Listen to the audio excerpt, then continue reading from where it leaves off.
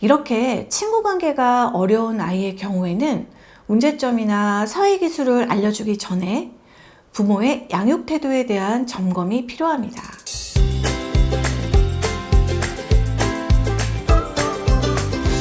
안녕하세요. 재현쌤의 요가쉼터 재현쌤입니다. 오늘은 메일로 받은 고민 사연에 대해 소개하고 이야기를 나누려고 합니다. 사연을 소개할게요. 안녕하세요. 저는 올해 7살 남자아이 현준이의 엄마입니다. 우리 아이는 유치원에서 친구들과 잘 어울리지 못합니다. 선생님에게 여쭤보니 매일 끝나는 시간이 언제냐고 자주 물어보고 교실을 돌아다니기만 한다고 해요. 얼마 전에는 친구에게 계속 놀자고 했는데 친구가 저리 가! 라고 소리쳤다고 합니다. 이대로 초등학교로 가면 잘 지낼 수 있을지 걱정이 됩니다. 유치원에서 다른 친구와 잘 어울리지 못하는 아이로 부모님이 걱정이 돼서 메일을 보내주셨습니다. 이렇게 친구 관계가 어려운 아이의 경우에는 문제점이나 사회 기술을 알려주기 전에 부모의 양육 태도에 대한 점검이 필요합니다. 부모님의 양육 태도는 자녀의 지능, 성격, 가치관 형성에 많은 영향을 준다고 보고되고 있습니다. 부모와 자녀와의 관계는 자녀가 앞으로 자라가면서 형성하게 되는 모든 대인관계의 기본 틀이 됩니다.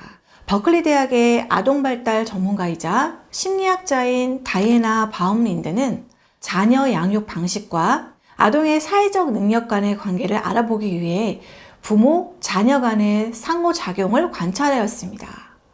그리고 수집된 자료를 통해서 부모의 자녀 양육 유형을 권위 있는 부모, 독재적인 부모, 허용적인 부모, 방임적인 부모로 구분하였습니다. 이 유형 4가지는 오늘날 부모의 자녀의 양육 태도를 논할 때 가장 많이 사용되고 있습니다. 권위 있는 부모는 확실한 규칙이 있고 그 규칙을 만든 이유에 대해 따뜻하게 설명하고 자녀와 소통합니다. 허용적인 부모는 애정은 있지만 최소한의 가이드나 지시만 제공해요. 규칙은 더 적고 규칙을 지키지 않았을 때도 더 관대합니다. 아이와 친구가 되고 싶어하는 경향이 있으며 엄격하지 않고 아이가 원하는 것은 무엇이든 들어주려고 합니다. 독재적인 부모는 엄격한 규칙을 정하고 아이가 의견을 제시할 여지는 주지 않습니다. 규칙에는 융통성이 없고 규칙을 어기면 벌을 받습니다. 아이는 협상의 대상이 아니라고 생각하여 의사소통은 거의 일방적이고 아이가 질문 없이 규칙을 따르길 원해요. 또 방임적인 부모는 애정이 부족하고 요구하는 것도 없습니다. 아이가 하고 싶은 것을 하게 내버려 두고 규칙과 아이에 대한 기대도 없습니다. 아이는 부모의 우선순위가 아닐 수 있으며 극단적인 경우 방치로 이어집니다. 이 4가지 부모의 유형을 예를 들어 설명해 볼게요. 6살 서연이는 엄마와 마트에 가서 사고 싶은 인형을 사지 못해서 화가 났고 바닥에 물통을 던졌습니다. 서로 다른 양육 방식의 부모는 반응이 모두 달라요. 여기서 영상을 보시면서 나는 어느 부모의 유형에 해당되는지 한번 살펴보세요. 권위 있는 부모. 서연아, 너가 저 인형을 정말 갖고 싶은 건 알아. 나오기 전에 음식만 산다고 약속했지? 하지만 물건을 던지는 거에 대해서 우리는 어떻게 이야기했었지? 화가 난다고 물통을 던지면 안 돼. 자, 이제 바닥에 흘린 물은 어떻게 해야 할까?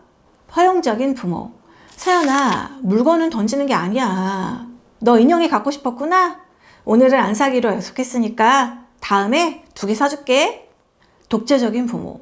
서연아, 그런 행동을 하면 안 돼. 집에 가면 방에 들어가 있어. 간식은 없어. 방임적인 부모. 서연이가 물을 던지는 것을 보지 못합니다. 권위 있는 부모는 아이가 버릇없이 굴거나 잘못된 행동을 했을 때 안 돼! 라는 말로 아이의 잘못된 부분을 지적하거나 강요하는 것에 그치지 않습니다. 권위 있는 부모가 되기 위해서는 안 돼! 엄마는 너를 사랑하기 때문에 안 돼라고 하는 거란다. 그리고 남과 함께 살아가는 이 세상에서 지켜야 하는 것이 무엇인지, 또 너가 어떤 선택을 하는 것이 좋은지 엄마가 알려주기 위하는 거야 라는 의미가 내포된 표현을 해야 합니다. 아이의 잘못만 강조한다면 아이는 자신의 잘못을 뉘우치기보다 억울한 감정만 커집니다.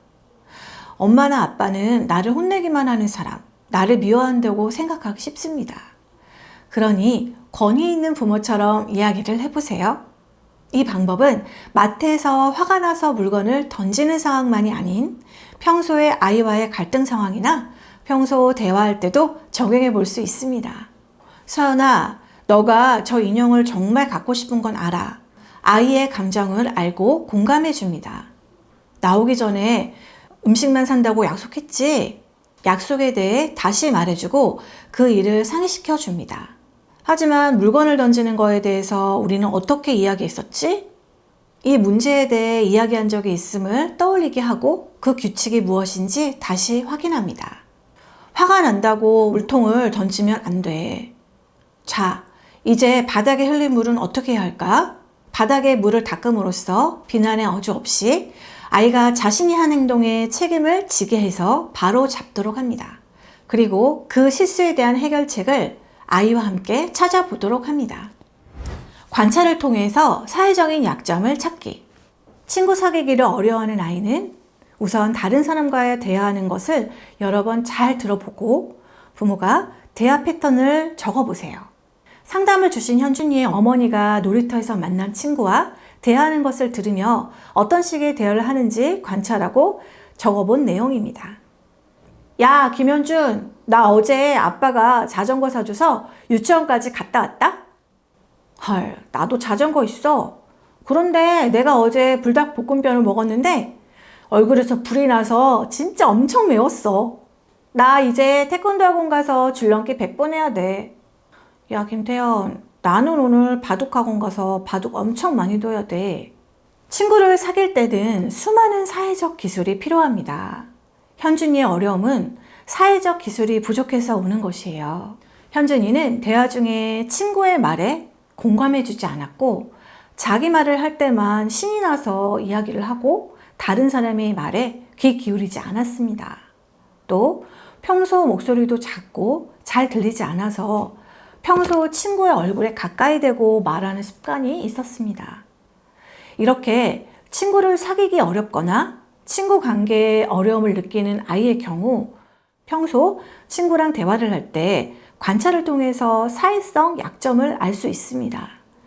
현준이에게 필요한 사회적인 기술을 가르쳐주고 집에서 연습해 보도록 했습니다. 대화할 때 눈을 보면서 고개를 적당히 끄덕이기. 이야기를 할 때 사람 마음 잘 이해해주기. 예를 들어서 정말 좋았겠다. 정말 화가 났겠다. 자기 말만 하지 않고 다른 사람의 이야기를 끝까지 다 듣기. 목소리 크기를 상황별로 1단계에서 3단계까지 연습하기. 도서관에서 작게 말해야 하는 상황은 1단계, 친구가 가까이 있을 때는 2단계, 멀리 있을 때는 3단계. 친구의 장점을 하루에 칭찬 1가지씩 하기. 야, 김현준, 나 어제 아빠가 자전거 사줘서 유치원까지 갔다 왔다? 야, 정말 좋았겠다. 나도 할머니가 두발 자전거 사줬어. 나 이제 태권도 학원 가서 줄넘기 100번 해야 돼. 야, 너 줄넘기 진짜 잘하겠다. 나도 줄넘기 배우고 있어. 나 오늘은 바둑 학원 가서 바둑 엄청 많이 둬야 돼. 사회성을 길러줄 수 있는 놀이. 시장에 가면 게임. 옆 사람이 이야기한 내용을 그대로 따라서 하고 자신의 것을 추가합니다. 예를 들어 앞 사람이 시장에 가면 생선도 있고 라고 말하면 다른 사람은 시장에 가면 생선도 있고 사과도 있고 하는 식으로 계속 말을 이어갑니다. 틀리거나 잊어버리는 사람이 나오면 그 사람이 지는 게임입니다. 이 게임을 문방구에 가면, 유치원에 가면 등으로 장소를 바꿔서 할 수도 있습니다. 이 놀이를 통해 다른 사람의 이야기를 주위에서 듣고 기억하고 생각하는 훈련을 할 수 있습니다. 끝말잇기 게임. 아이와 쉽게 해볼 수 있는 게임으로 앞 사람이 말한 단어의 맨 끝 글자로 시작되는 단어를 말하면 됩니다. 이 게임을 할 때는 아이의 어휘력을 감안해야 합니다. 아이가 계속 게임을 이어갈 수 있도록 너무 어려운 단어보다는 쉬운 단어로 이어갈 수 있도록 해주세요. 어휘력이 많이 부족한 아이는 규칙을 조금 완화해 주세요. 예를 들어 고드름이라는 단어는 름으로 끝나는 단어를 찾기가 힘드니까 시작되는 단어인 고로 말하도록 해주시면 됩니다. 어려워할 경우에는 몸짓이나 소리로 힌트를 주는 방법도 있습니다. 다른 사람이 제시한 단어의 뜻을 아이가 잘 모를 경우 창문이나 지붕에 있는 얼음 같이 단어의 뜻을 간단히 설명해 줘도 좋습니다. 끝말잇기 게임을 통해 아이는 다른 사람의 말을 집중해서 듣는 능력과 어휘력을 향상시킬 수 있습니다. 단어의 박수치기. 글자가 많이 나오지 않은 간단한 동화를 선정해서 특정한 단어를 한 개 정합니다. 책을 읽으면서 함께 정한 단어가 나올 때마다 박수를 칩니다. 예를 들어 안 먹어 라는 글자가 나오면 안 먹어 라는 글자가 나올 때마다 박수를 칩니다. 또는 박수를 치는 대신에 가만히 듣고 있다가 함께 정한 단어가 몇 번 나오는지도 한번 맞춰볼 수 있습니다. 스피드 퀴즈. 단어 카드를 활용해서 설명하고 맞히는 게임입니다. 종이에 아이가 관심 있는 만화 캐릭터나 동물 이름을 적고 설명해 주거나 몸으로만 표현해 보도록 합니다. 이때 부모는 아이의 어휘력 수준을 파악해서 설명하기 쉬운 단어로 시작해서 게임에 익숙해지면 아이와 동물의 이름, 장난감 이름 등 아이와 같이 맞출 단어 카드의 종류를 정해서 점차 단어의 난이도를 높여가면서 해볼 수 있습니다. 가라사대 게임. 가라사대라는 말을 먼저 한 다음에 지시할 때만 지시를 따르고 가라사대라고 말하지 않고 지시할 때는 가만히 있는 게임입니다. 이때 부모가 가라사대! 토끼처럼 깡총깡총 뛰어! 또는 가라사대! 오른손 위로 하고 왼손도 위로 하고 다리 모으고 뛰어! 등의 다양한 동작을 지시해서 떠오르는 이미지에 대한 생각을 동작으로 확장할 수 있습니다. 아이는 이 게임을 통해서 상대방을 움직이게 할 다양한 행동을 생각하게 되고 자신의 지시에 따라 여러 사람을 이끄는 연습을 할 수 있습니다. 오늘은 친구 사귀기가 어려운 아이의 사회성을 키우는 방법에 대해서 이야기해보는 시간을 가졌습니다. 오늘 쉼터에서 잘 쉬셨나요? 다음 시간에 육아에 꼭 필요한 내용으로 준비해서 찾아오겠습니다. 오늘도 육아하시느라 고생하셨습니다. 감사합니다. 안녕.